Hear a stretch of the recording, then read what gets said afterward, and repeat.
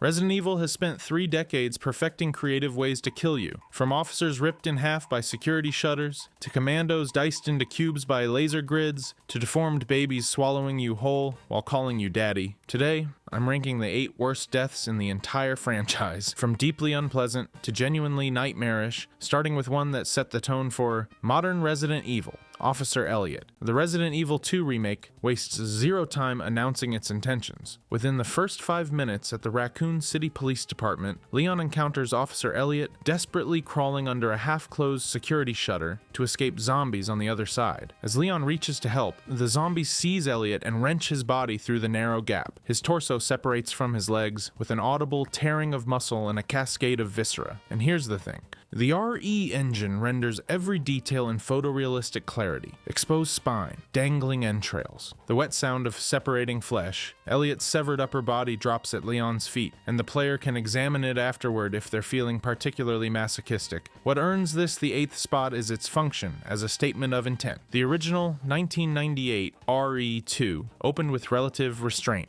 The 2019 remake replaced that with one of the most graphically violent introductions in gaming history, telling players that this version will not look away. The gore is extreme, but the death is mercifully quick. Elliot doesn't linger. That relative swiftness is the only reason it ranks this low, but here's where it gets interesting.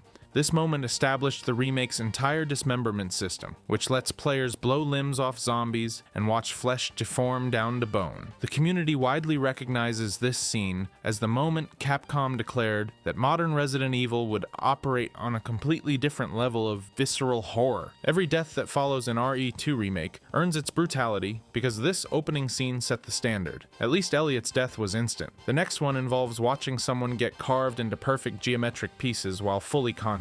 The laser corridor, the single most iconic death scene from the Resident Evil films, and one that transcended its source to influence gaming itself. In Paul W.S. Anderson's 2002 film, a squad of Umbrella Commandos enters a sealed corridor beneath the Hive. Automated laser grids activate. One beam decapitates a soldier. Another slices a man at the waist. The team scrambles, dodges, ducks under beams. Then Squad Leader 1 faces an inescapable grid of crisscrossing lasers that advances toward him. He stands motionless.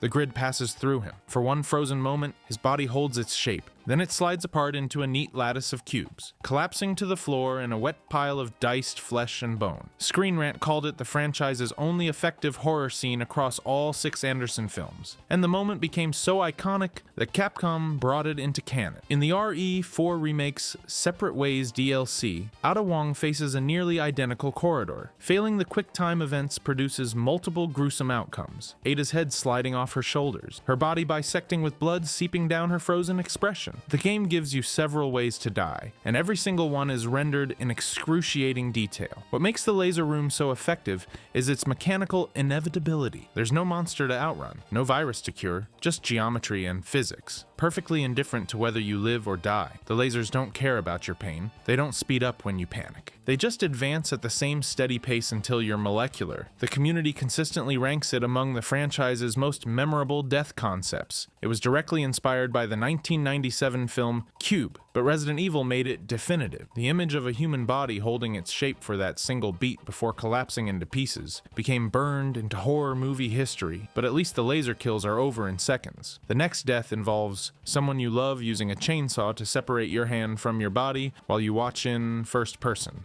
MIA's Chainsaw. Resident Evil 7's masterstroke was making the horror personal. Ethan Winters travels to a derelict Louisiana plantation, searching for his wife Mia, missing for 3 years. He finds her. She seems lucid. They embrace. Then Eveline's psychic influence seizes control, and Mia's face twists into something else entirely. She drives a screwdriver through Ethan's left hand, pinning him to a wall while he screams. She disappears into the shadows. She returns with a chainsaw. The first-person perspective forces you to watch without flinching. The chainsaw doesn't cut cleanly. It rips and tears through muscle and bone in a mess of arterial spray while Ethan howls. His left hand separates and drops to the floor. The stump gushes blood. You're staring down at where your hand used to be, watching the blood pool, and there's nothing you can do do except scream. What elevates this beyond mere gore is the emotional dimension. The person mutilating you is the person you came to save. The love that brought Ethan to the Baker estate is weaponized against him. This isn't a random zombie or a bioweapon following programming. This is your wife, and some part of you still recognizes her face even as she's cutting you apart. Zoe Baker later reattaches the hand with a stapler and some first aid medicine, a detail so absurd it became a franchise meme. But the scene's visceral horror is deadly serious. This moment established the running motif of Ethan's hands that persisted through R.E. Village, where his fingers are bitten off, hooks are driven through his palms, and his right hand is severed entirely. The community jokes that Ethan's hands go through more trauma than most protagonists' entire bodies. The Mia chainsaw scene is the moment RE7 declared that first-person Resident Evil would be a fundamentally different kind of terrifying. Third-person horror lets you maintain distance. You're controlling a character, watching them suffer. First-person eliminates that buffer. You are Ethan. Those are your hands. That's your wife holding the chainsaw. The betrayal isn't happening to someone else. It's happening to you. But if you think watching your wife dismember you is disturbing, wait until you experience dying slowly while a giant bites your head off and you remain conscious the entire time. Il Gigante.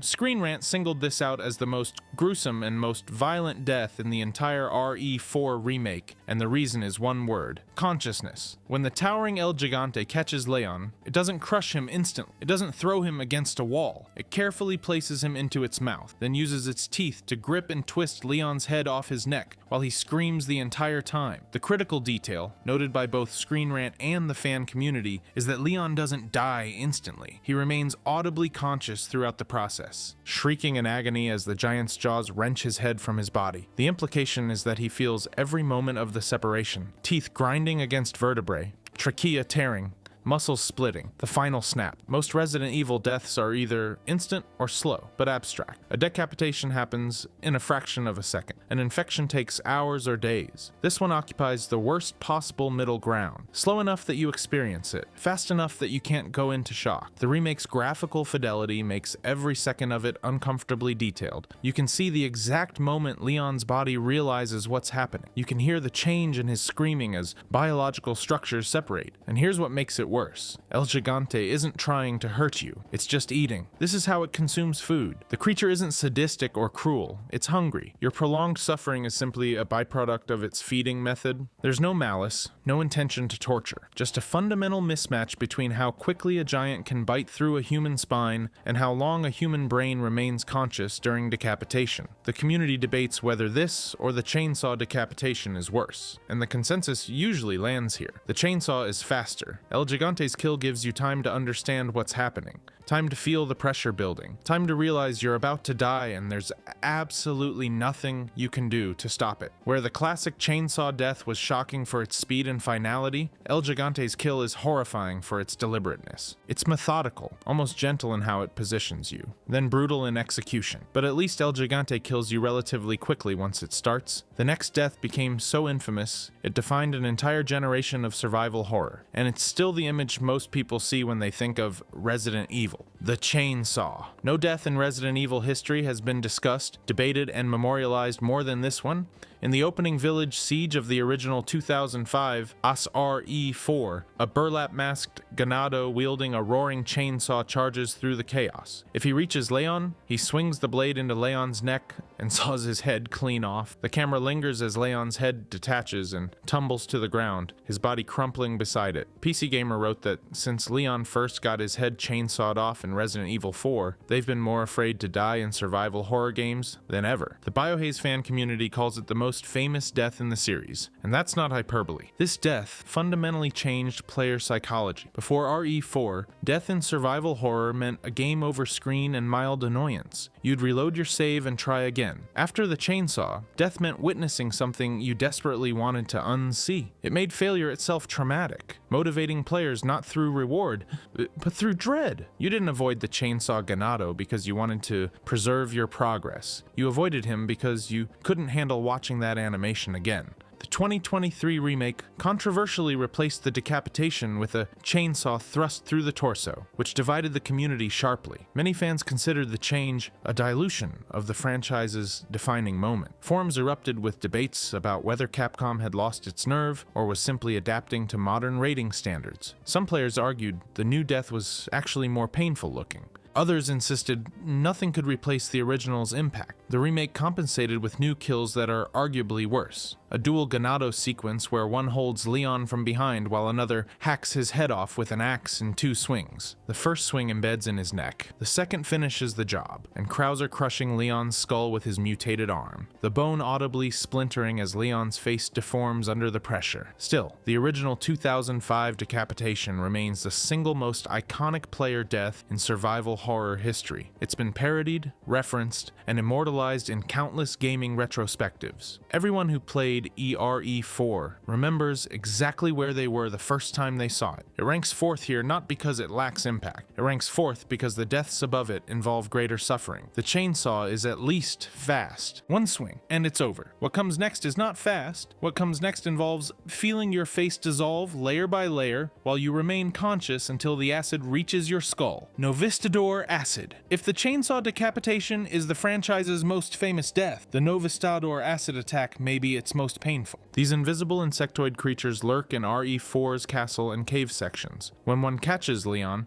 it vomits concentrated acid directly onto his face. What follows is not instantaneous. It is a slow, progressive dissolution of human tissue while the victim remains conscious. A prominent Biohaze forum user summarized the community consensus perfectly. Getting impaled or your head chopped off is one thing, but feeling your face burning and not actually dying until the acid reaches your skull, meaning your eyes are also affected? Instant winner for worst death. Let me explain why this works on a level that pure gore cannot reach. The acid eats through skin first, then muscle, then deeper tissue. Leon's screaming suggests he remains aware as his eyes are destroyed and the acid reaches bone. The death animation lingers on each stage of dissolution, forcing the player to watch the incremental destruction of a human face. Lips melting, eyelids dissolving, nasal cavity collapsing inward. What makes this uniquely horrifying among Resident Evil deaths is the implied duration and sensory experience. A decapitation lasts a fraction of a second. Your brain might process the beginning, but you're gone before you understand what happened. An impalement might cause shock that numbs the pain, but chemical dissolution of facial tissue while maintaining consciousness represents a category of suffering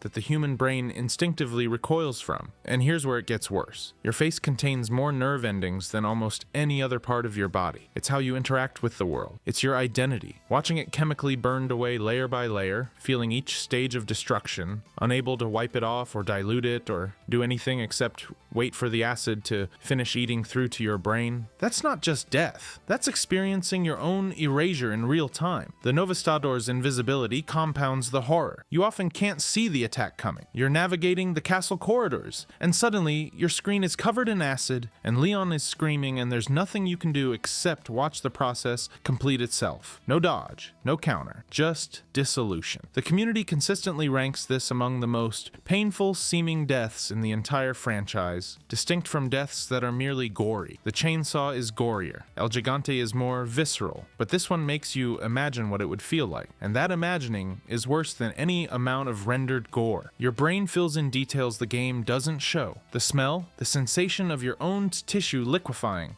the moment your vision goes dark, not because you died, but because your eyes dissolved. But if you think chemical dissolution is the peak of Resident Evil's cruelty, you haven't met Lucas Baker, and you haven't watched what he does to people for entertainment. Clancy's Game. Lucas Baker's Happy Birthday tape is, in the words of the gamer, genuinely one of the most disturbing things in Resident Evil history. It combines prolonged physical torture, sadistic psychological manipulation, and absolute helplessness into a sequence that many players found more upsetting than anything else in the series.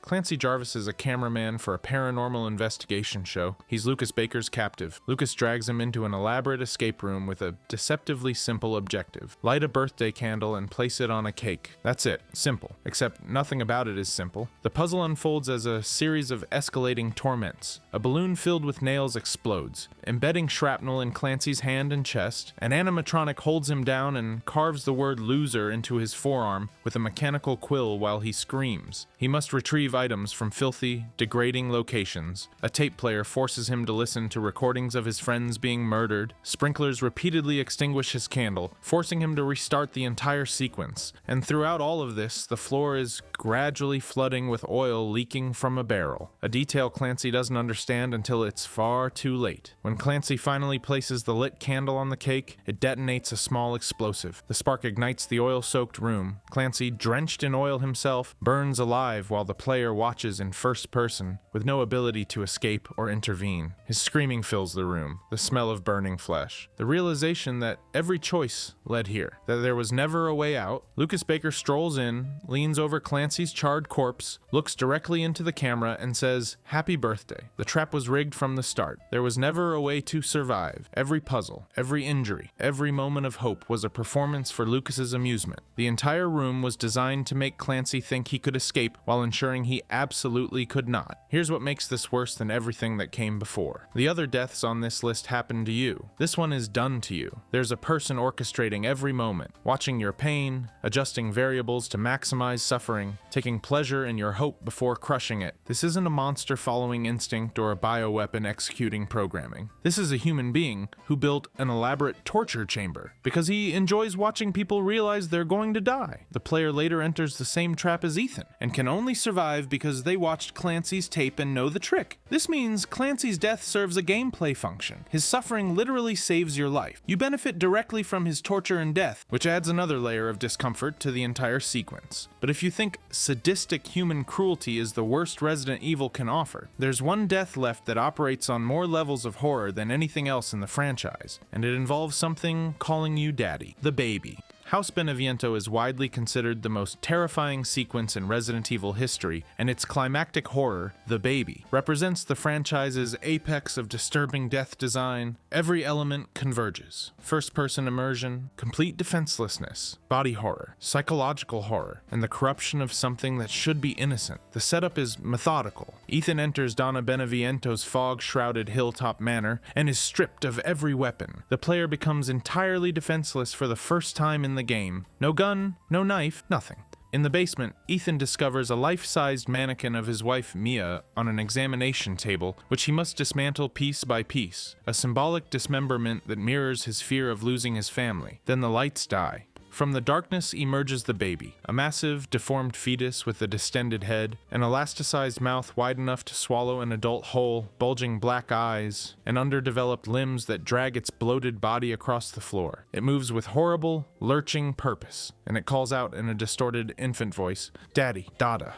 It is hunting Ethan, its father figure, the man whose deepest fear is that his daughter Rose won't survive or grow up whole. The baby is that fear made flesh, a twisted, wrong version of the child he's trying to save, and it wants him. If it catches Ethan, it knocks him down and begins swallowing him feet first while the player watches from first-person perspective. Legs disappear into the gaping maw, the mouth closes over Ethan's torso, his arms flail uselessly. The screen goes dark as you're pulled deeper. Those wet, smacking noises are the last sounds you hear. WatchMojo captured the community reaction perfectly. Those noises are the last sounds we would ever want to hear while knocking on death's door. And then, the fact that you get pulled into its mouth feet first, meaning you're conscious for longer than any reasonable person would want to be. Steam community members reported that even on their 8th playthrough, the baby fetus in RE Village never fully lost its scare factor. Multiple players across Reddit and forums describe needing to pause and step away during this section. What makes this the franchise's most disturbing death isn't any single element, it's the layering. The body horror of a grotesque fetal creature, the psychological horror of a parent's worst fears manifested,